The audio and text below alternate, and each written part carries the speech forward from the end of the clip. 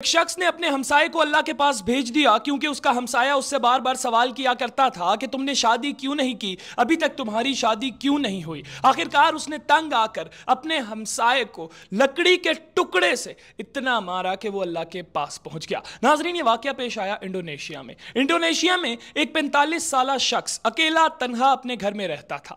ناظرین، اس نے کچھ مرغیاں بھی پالی ہوئی تھی۔ اس کا جو ہمسایہ تھا اس کی عمر 65 سال تھی۔ جو 65 سالہ ہمسایہ تھا اس کے کافی زیادہ بچے بھی تھے۔ تو ناظرین، جب 65 سالہ ہمسایہ ویسے ہی سرکاری نوکری سے ریٹائر ہو چکا تھا تو رات کو جب ویلا ہوتا تھا تو وہ آ کر اس 45 سالہ شخص کو بار بار کہا کرتا تھا کہ تم نے شادی کیوں نہیں کی، تم نے شادی کیوں نہیں کی، کیا تم اب شادی کرنا چاہتے ہو، کیا میں تمہاری اب شادی کروا دوں۔ ناظرین، روز وہ اس طرح کے سوالات کیا کرتا تھا اس 45 سالہ شخص سے، لیکن یہ بیچارہ اکیلا رہتا تھا اور مینٹلی طور پر بھی تھوڑا سا اب نارمل ہو چکا تھا۔ ناظرین، اس کو ایک دن غصہ آ گیا۔ غصہ آیا تو اس کو سامنے ایک لکڑی کا ٹکڑا نظر آیا۔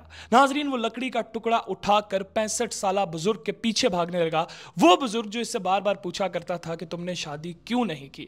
ناظرین، یہ لکڑی کا ٹکڑا اٹھا کر اس کے پیچھے بھاگا، اس کو مارتا رہا مارتا رہا مارتا رہا۔ 65 سالہ بزرگ تھا، کتنی مار برداشت کر سکتا تھا۔ ناظرین، تھوڑی دیر بعد بزرگ جو تھا وہ اس دنیا سے رخصت ہو گیا اور اللہ کے پاس پہنچ گیا۔